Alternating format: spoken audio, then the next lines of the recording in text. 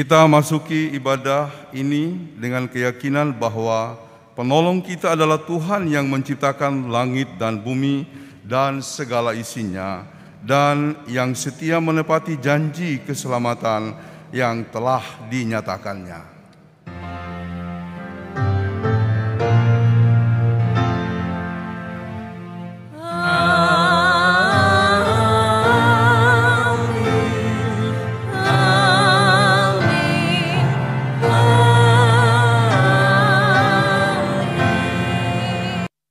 Mari kita berdoa.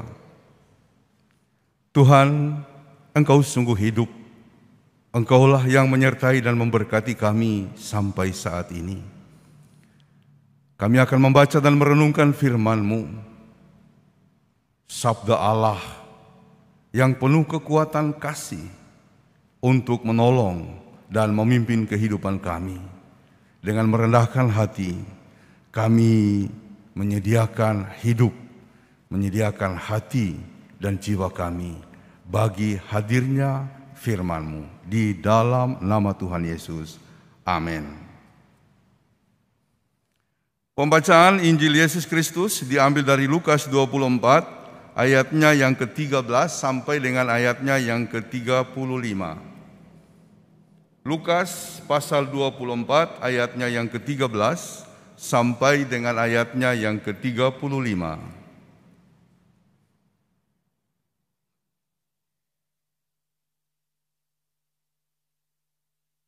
Demikian Injil Yesus Kristus. Pada hari itu juga dua orang dari murid-murid Yesus pergi ke sebuah kampung bernama Emmaus yang terletak kira-kira 7 mil jauhnya dari Yerusalem. Dan mereka bercakap-cakap tentang segala sesuatu yang telah terjadi.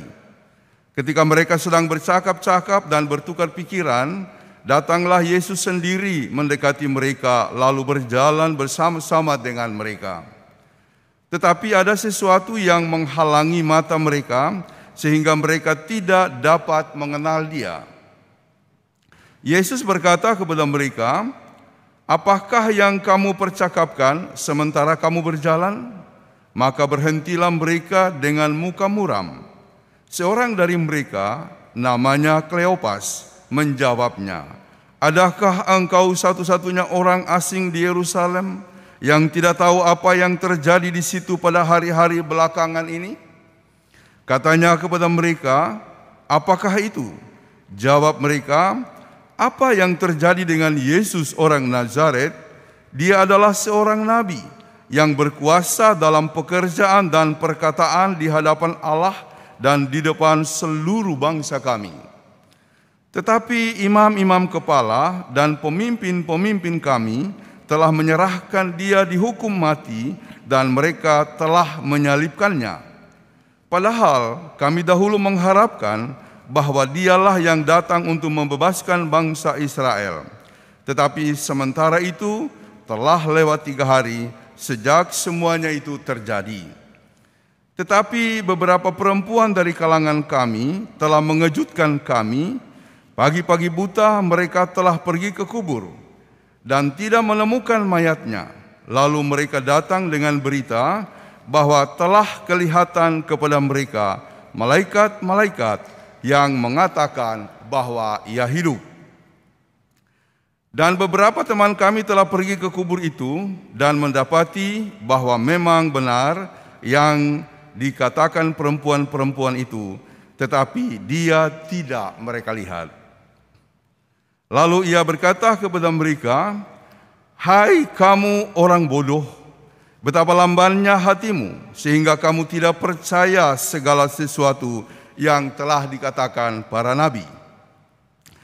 Bukankah Mesias harus menderita semuanya itu untuk masuk dalam kemuliaannya?"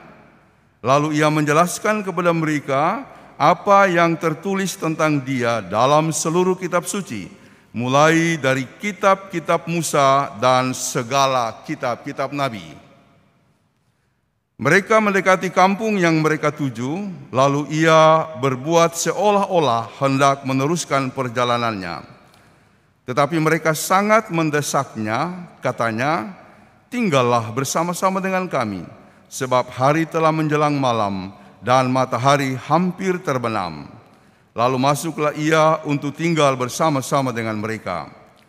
Waktu ia duduk makan dengan mereka, ia mengambil roti, mengucap berkat, lalu memecah-mecahkannya dan memberikannya kepada mereka. Ketika itu terbukalah mata mereka dan mereka pun mengenal dia, tetapi ia lenyap dari tengah-tengah mereka. Kata mereka seorang kepada yang lain, "Bukankah hati kita berkobar-kobar ketika ia berbicara dengan kita di tengah jalan dan ketika ia menerangkan kitab suci kepada kita?" Lalu bangunlah mereka dan terus kembali ke Yerusalem. Di situ mereka mendapati ke-11 murid itu. Mereka sedang berkumpul bersama-sama dengan teman-teman mereka. Kata mereka itu, "Sesungguhnya Tuhan telah bangkit dan telah menampakkan diri kepada Simon." Lalu kedua orang itu pun menceritakan apa yang terjadi di tengah jalan dan bagaimana mereka mengenal dia pada waktu ia memecah-mecahkan roti. Demikian Injil Yesus Kristus. Yang berbahagia ialah mereka yang mendengarkan firman Tuhan dan yang memeliharanya. Haleluya.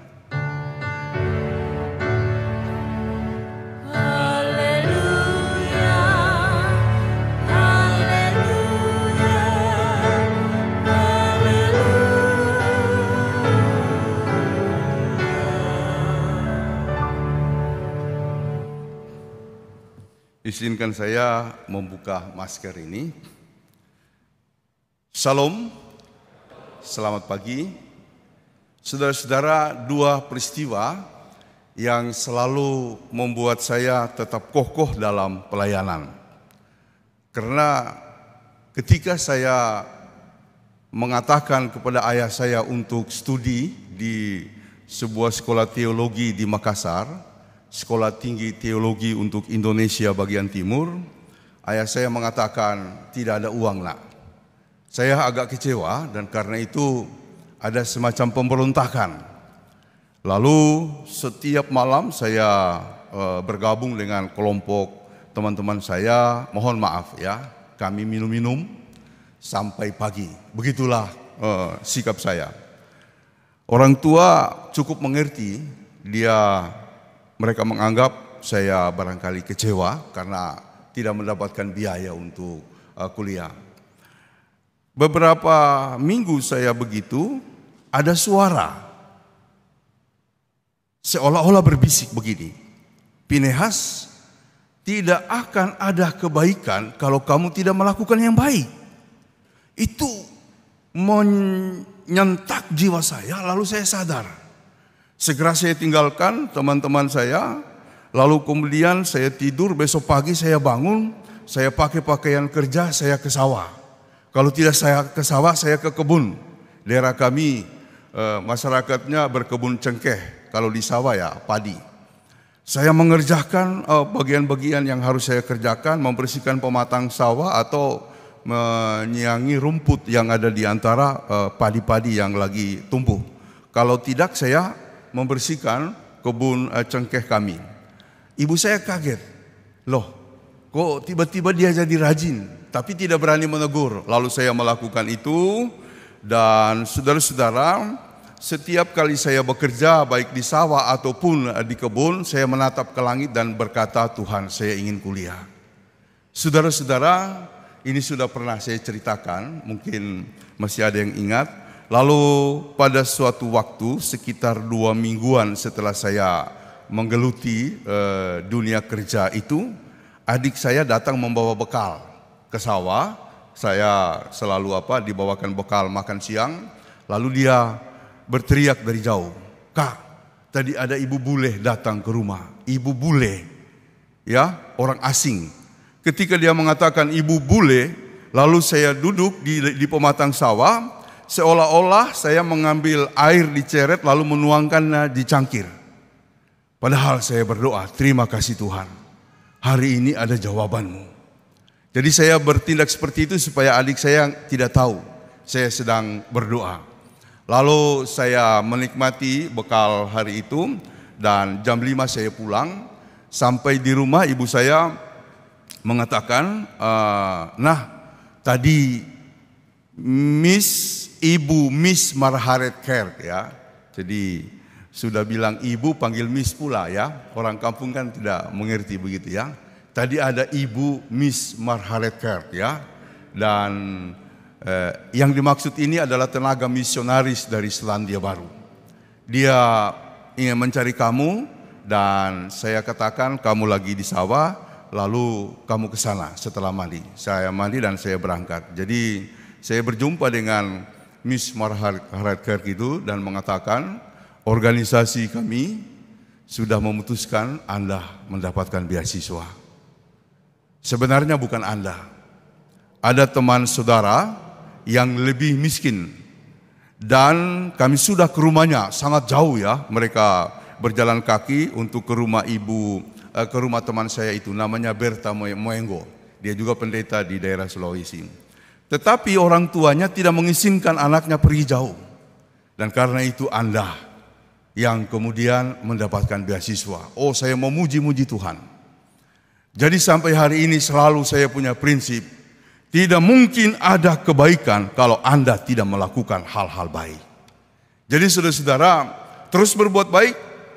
Apalagi inti ajaran kekristenan, kasih, harus berbuat baik. Tidak mungkin ada kebaikan kalau Anda tidak melakukan yang baik.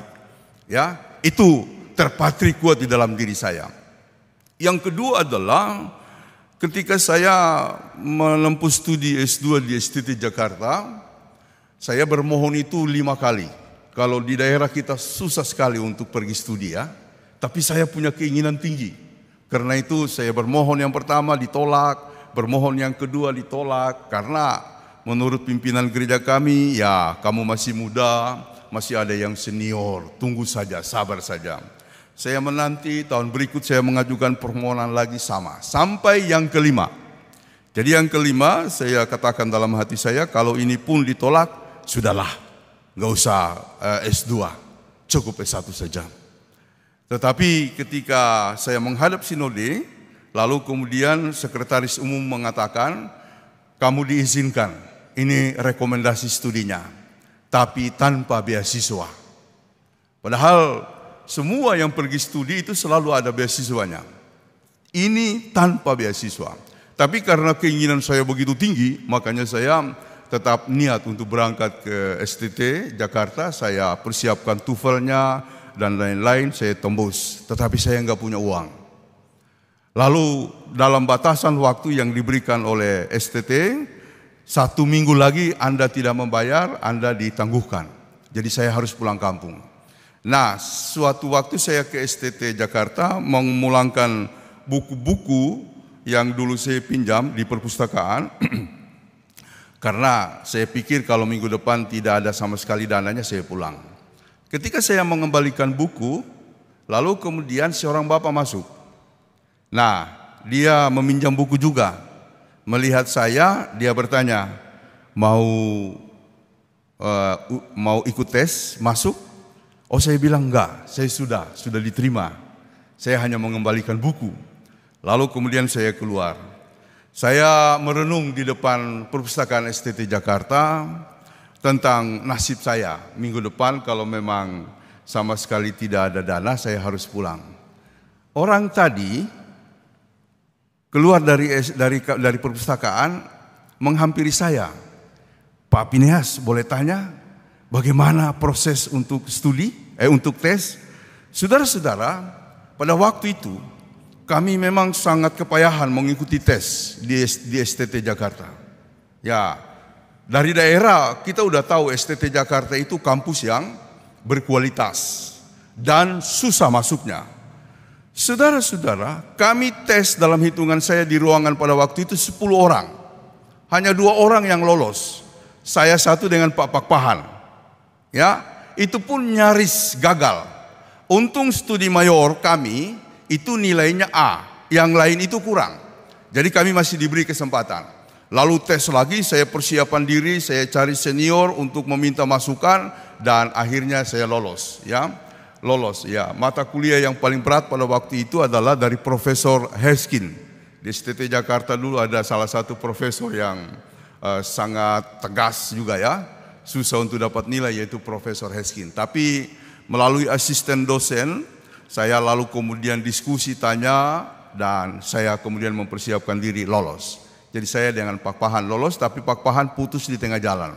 Jadi akhirnya hanya saya dari 10 orang yang tes itu yang bisa terus dan selesai.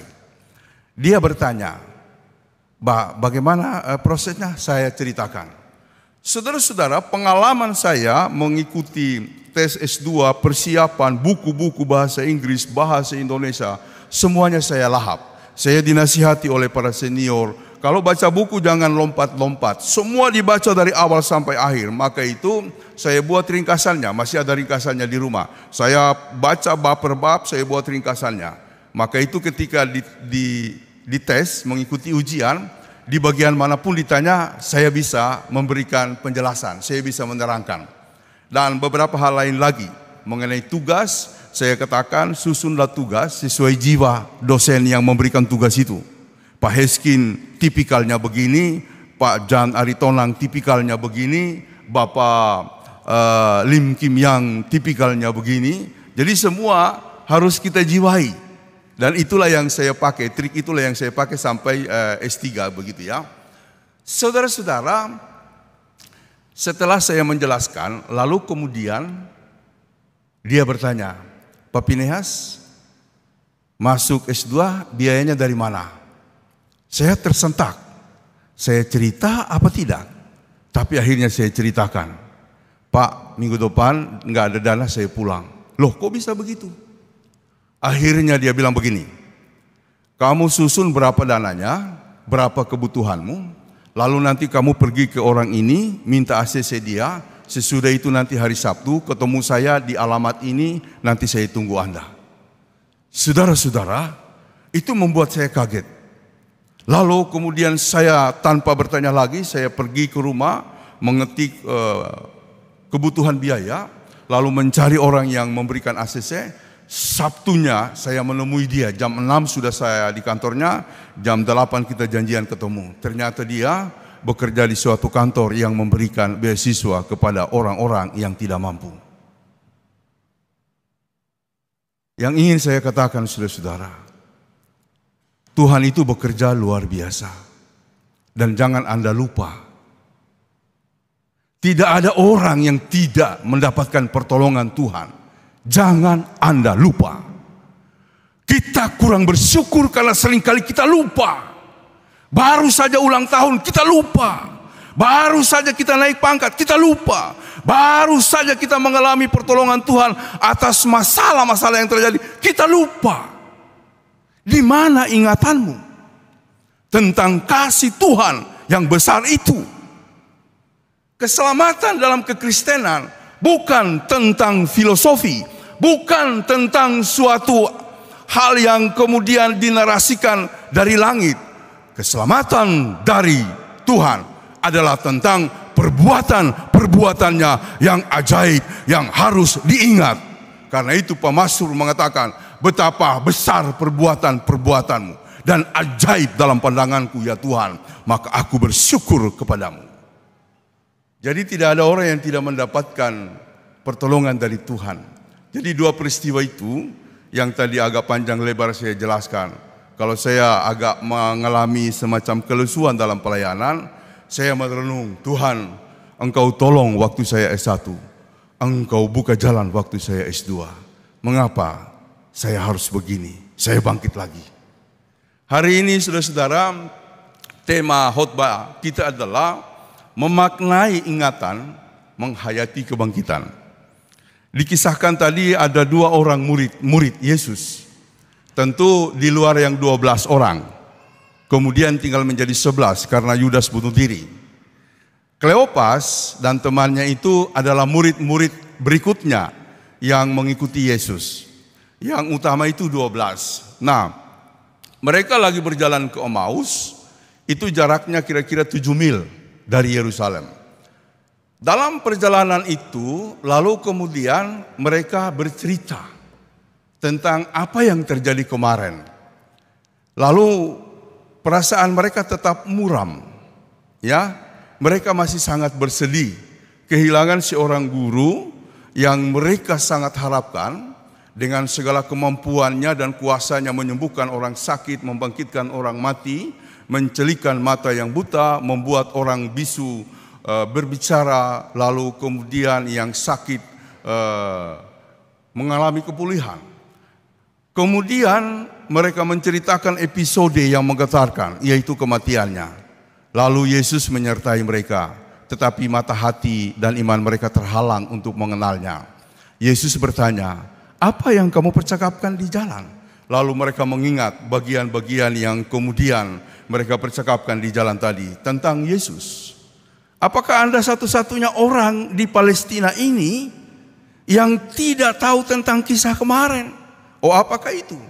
Dia adalah Yesus dari Nazaret yang penuh kuasa, yang kami harapkan akan menjadi pembebas secara politis di negeri kami, karena dia memang sangat luar biasa. Padahal Yesus datang bukan menjadi Mesias politik, melainkan Mesias ilahi yang menebus kita dari dosa. Lalu apa yang dilakukan? Apa yang terjadi? Dia oleh imam-imam, pemimpin-pemimpin agama, lalu kemudian disidang, disalibkan, dan dia mati. Namun perempuan-perempuan, teman-teman kami, mengejutkan kami dengan berita bahwa mereka ke sana tapi dia sudah tidak ada. Lalu ada teman-teman kami yang laki-laki juga menyusul, dan betul dia tidak ada di situ. Maka ketika mereka masih dalam keadaan muram, meski menceritakan bahwa dia sudah bangkit tapi hatinya masih muram, Yesus berkata, "Hai kamu orang bodoh, dia sudah bangkit dan memang dia harus mati dahulu sebelum dia bangkit. Itu sudah disampaikan di dalam segala kitab Musa dan kitab-kitab yang lain." Saudara-saudara, namun begitu mereka belum mengenal dia. Akhirnya ketika mereka harus mampir karena sudah malam, dia mengajak Yesus yang bersama dengan mereka untuk menginap. Yesus mengikuti permintaan mereka, lalu dia bercerita dengan mereka. Dia berkisah tentang hal-hal yang perlu mereka dengarkan, lalu sesudah itu dia memecah-mecahkan roti. Terbukalah pikiran mereka. Lalu mereka sadar, ya, walaupun mereka tidak sempat bertanya karena Yesus sudah menghilang. Kemudian mereka berkata, "Bukankah hati kita tadi berkobar-kobar? Bahkan ketika dia ada di tengah-tengah kita, memecah-mecahkan roti, dia Yesus." Mereka buru-buru kembali ke Yerusalem untuk kemudian menceritakan tentang hal itu. Belum mereka menceritakan, orang-orang di dalam yang mereka temui langsung berkata, "Dia telah bangkit, dia sudah menunjukkan dirinya kepada Simon." Mereka pun menceritakan pengalamannya bersama Yesus di jalan ke Emmaus.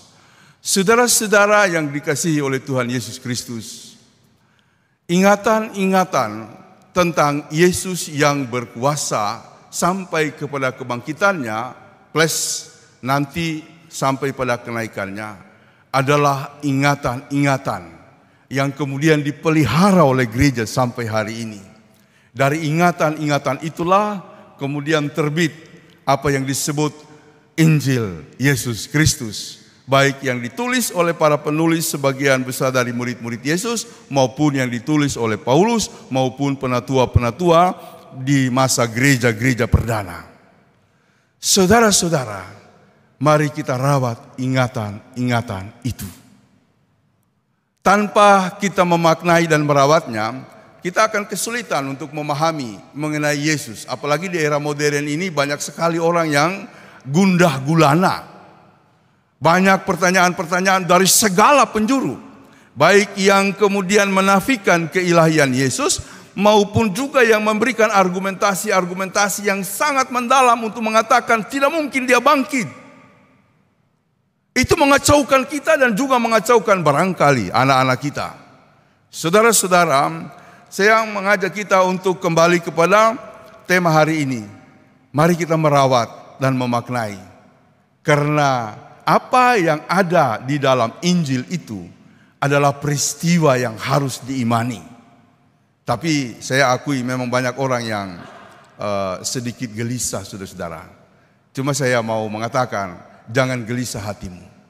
Ya, percayalah, dia sungguh bangkit dan telah menyertai murid-muridnya dan menyertai gerejanya. Topik itu saya tidak perlu kembangkan lebih panjang lagi, karena kalaupun dikembangkan jauh-jauh, ya kita akan tetap diserang dari segala segi. Untuk mengatakan dia bukan Tuhan lah, untuk mengatakan dia tidak bangkit lah, ya sampai beberapa pendeta juga meragukan kebangkitannya dan mengatakan ya udahlah kalau memang dia tidak bangkit kita anggap metafor aja, kiasan aja. Sampai begitu, kan salah itu. Dia benar-benar bangkit. Kalau dia tidak bangkit, gereja tidak ada sampai sekarang ini.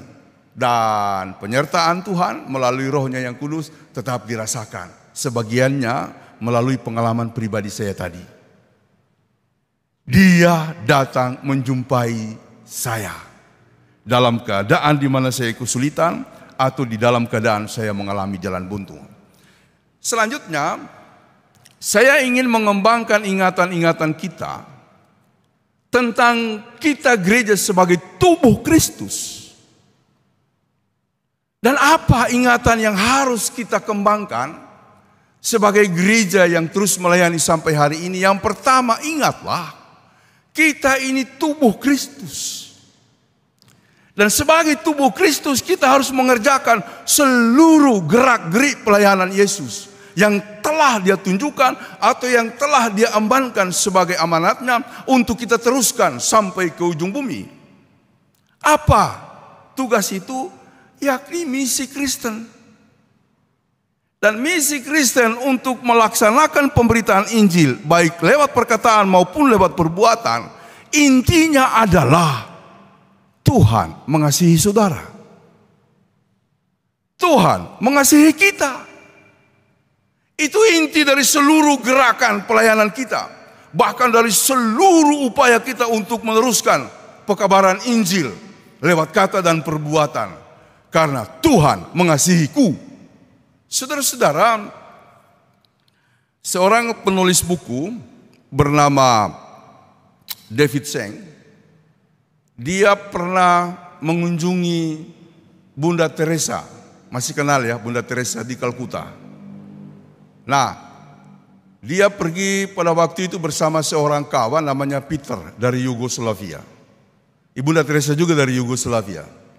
Tapi dia mengabdikan diri di Kalkuta, India. Dulu dia adalah seorang suster, pengajar. Tetapi dia minta izin kepada uskup karena melihat di India banyak orang-orang yang sakit kusta dan menderita. Lalu kemudian dia meminta izin untuk melayani mereka. Dia diizinkan. Lalu dia kemudian merawat orang-orang yang sakit kusta. Nah, kunjungan David Seng dan kemudian Tuan Peter ini adalah untuk menemui orang ajaib ini, orang luar biasa ini. Ketika mereka menjumpai dia, dia sedang merawat bayi-bayi. Rupanya pada saat itu di Kalkuta banyak sekali bayi-bayi yang mati. Mengapa mereka mati? Karena ibu-ibu yang melahirkan mereka kehabisan air susu, sebab sebagian terpapar oleh sakit kusta. Suster-suster, teman-teman, Bunda Teresa dan teman-temannya lalu kemudian setiap malam berjalan-jalan di daerah-daerah pelosok dari Kalkuta, kemudian menemui tong-tong sampah. Banyak bayi-bayi diangkat dari sana. Lalu kemudian mereka rawat. Sebagiannya meninggal, tapi sebagian besar selamat. Mereka obati, mereka berikan makanan, mereka rawat. Oh, luar biasa. Tahun 1979, Suster Teresa atau Bunda Teresa mendapatkan hadiah Nobel Perdamaian. Mungkin masih ingat ya, di wawancara di televisi ada seorang wartawan menanyakan begini, mengapa Anda melakukan ini? Mengapa Anda melakukan ini, madam? Apa dia bilang? Karena Yesus mencintaiku. Karena Yesus mengasihiku. Pekabaran Injil, misi Kristen tidak akan berjalan kalau tidak dimulai dari sebuah pengakuan, Tuhan, Engkau mengasihiku. Anda melakukan pekerjaan apapun akan sangat berat kalau tidak dimulai dengan Tuhan, Engkau mengasihiku. Orang kalau melayani itu bebannya ganda. Sudah begitu konsekuensinya ganda, bebannya ganda. Saya kan pernah menekankan, kalau kita ini nanti dihakimi di sorga, kita belum tentu masuk sorga. Bapak Ibu mungkin bisa masuk sorga, tapi kami belum tentu. Kalau masih ada jemaatmu yang melakukan kesalahan, belum bertobat, Anda harus mempertanggungjawabkannya. Yesus mengatakan, para pemimpin mempunyai tanggung jawab yang besar. Jadi, belum tentu kami masuk sorga, meskipun kami bekerja sebagai pelayan. Karena jika ada yang belum bertobat, kami yang akan ditanya, kenapa dia tidak masuk sorga? Saudara-saudara, tetapi kalau kita tidak menghayati pekerjaan ini dari sebuah pengakuan, ya, Tuhan mengasihiku, maka akan sangat berat, ya. Jadi jangan katakan pekerjaan sebagai organis, ya, sebagai pro kantor atau sebagai majelis itu sesuatu yang biasa-biasa. Enggak biasa-biasa. Kami itu pergumulannya berat untuk melayani, ya kan? Belum lagi kalau kalau mau berangkat untuk pelayanan, anaklah, istrilah, belum selesai dandanlah, itu udah emosi itu, ya kan? Udah emosi. Apalagi kalau sudah 30 menit menjelang jam ibadah kita masih di jalan. Wah, tadi kamu mak begini-begini. Kalau dia respon menyala, ya. Kalau dia respon menyala. Tapi untung istri saya udah paham, ya udah diam aja lah daripada dia terganggu di khotbahnya nanti kan. Tapi saya mengambil prinsip, mungkin ada semacam ketegangan tadi. Kalau sudah masuk gerbang gereja, senyum saja. Senyum saja, ya Pak Ben, ya. Senyum saja. Ya begitu saya menawarkan kepada seluruh majelis, ya.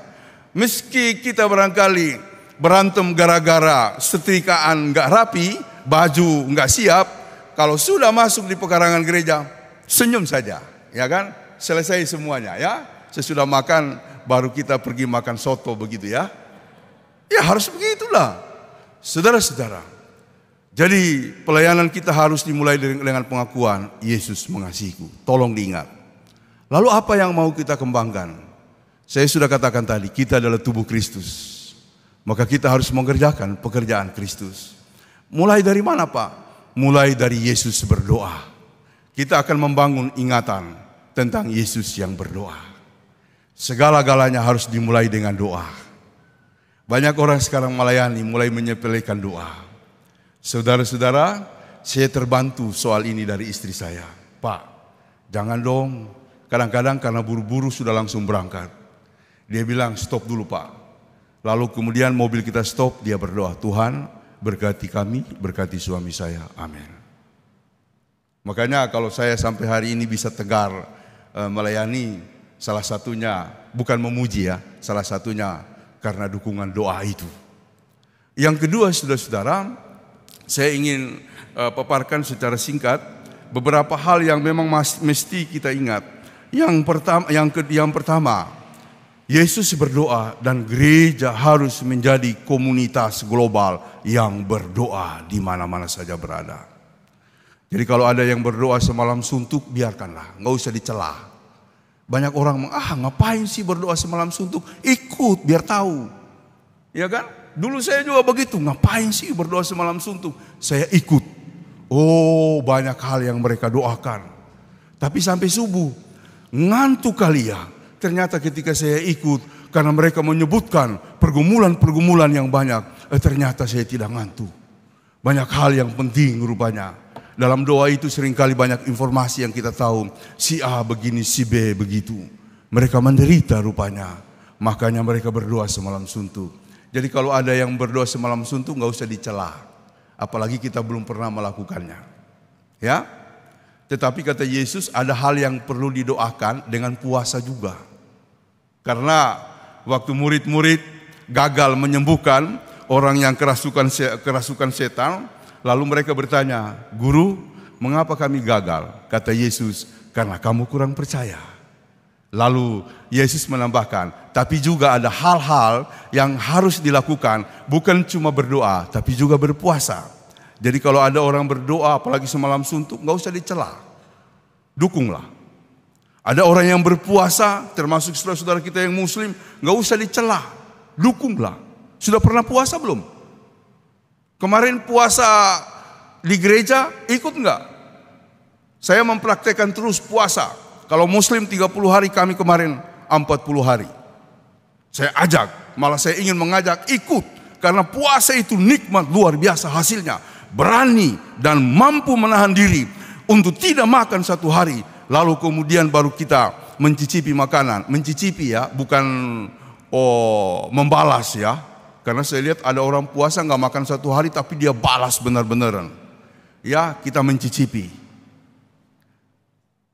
Biaya makan siang dan snack sore kita kumpulkan. Dan itulah yang kemarin kita pakai untuk membagi sembako. Aksi dari puasa dan menahan diri. Jadi kalau kita belum melaksanakan puasa, nggak usah mencela. Puasa itu bagus. Cuma puasa Kristen itu nilainya ada. Ya, nilai misinya ada. Bukan cuma sekedar menahan makan, bukan. Engkau berpuasa supaya engkau menjangkau banyak orang. Memberkati banyak orang. Jadilah gereja yang berdoa, karena Yesus berdoa. Jadilah gereja yang mengasihi anak-anak, karena Yesus mengasihi anak-anak. Jangan lupa, itu harus ada dalam ingatan kita. Karena Yesus mengasihi anak-anak. Kalau kita baca berita tentang kekerasan terhadap anak-anak, tinggi sekali. Dan gereja harus punya kepedulian kepada anak-anak, termasuk anak-anak yatim maupun piatu, ataukah juga yatim piatu. Bapak Ibu, kita harus merawat mereka. Selanjutnya saudara-saudara, Yesus mengampuni orang berdosa. Jadilah gereja yang memberi rahmat, bukan yang menjelek-jelekan orang yang bersalah atau mencemooh orang yang melakukan tindakan-tindakan keji. Kalau ada orang korupsi, memang pantas mereka dihukum. Kalau ada orang yang bertindak keji seperti Pak Sambo dan istrinya, memang mereka melakukan tindakan biadab. Tapi jangan lalu mencela mereka, mengolok-olok mereka. Doakan mereka. Doakanlah mereka. Karena Yesus mengampuni orang berdosa, gereja harus memberi rahmat, bukan membenarkan tindakannya. Gereja harus memberikan rahmat. Tapi ruang itu seringkali tertutup sangat kecil pintunya untuk kita buka. Karena apa? Kita suka menjas orang, bukan? Kita suka mencela orang, bukan? Saudara-saudara, Yesus memberi makan 5.000 orang. Yesus memberi makan orang-orang yang lapar. Dan gereja harus menjadi hati nurani Allah untuk peduli kepada mereka yang menderita kelaparan. Memang istilah kelaparan menderita udah jadi cerita biasa. Tapi pertanyaannya adalah, adakah gereja kita, adakah saudara ada di situ untuk menyatakan hati nurani Allah, untuk menyatakan hati nurani Yesus? Bertanyalah terus menerus, di manakah orang, bagaimanakah hidup mereka yang ada di rel pinggiran kereta api tanah tinggi di Senen sana? Di manakah mereka yang ada di bawah kolong Cibubur? Sebuah jembatan di Cibubur, kami pernah terjun di sana. Di manakah mereka? Harus dicari. Bukan mengatakan seperti murid-murid, biarkanlah mereka pulang guru, nanti mereka urus sendiri makannya. Bukan. Apa yang kau punya, Petrus? Apa yang bisa kamu bawa ke sini? Lalu diajukanlah kepadanya 2 ikan 5 roti. Yesus memberkati. Jangan katakan, saya tidak punya uang Pak Pendeta. Saya berharap di sini tidak ada yang berkata begitu. Saya nggak bisa membantu dia karena saya nggak punya uang. Bukan begitu. Kita harus peduli kepada mereka. Selanjutnya saudara-saudara, Yesus kemudian menuntun orang supaya sampai pada keselamatan. Gereja ada untuk membukakan ruang-ruang untuk kita hidup bersama. Dan lagi pula gereja diajarkan untuk selalu memberikan tuntunan kepada orang-orang yang lain. Yesus telah bangkit, bahkan dia telah naik ke sorga. Mari kita ingat kembali periode-periode pelayanannya dengan beberapa hal yang saya sampaikan tadi. Itu baru sebagian kecil, masih banyak yang lain. Jangan lupakan itu. Tuhan memberkati. Amin.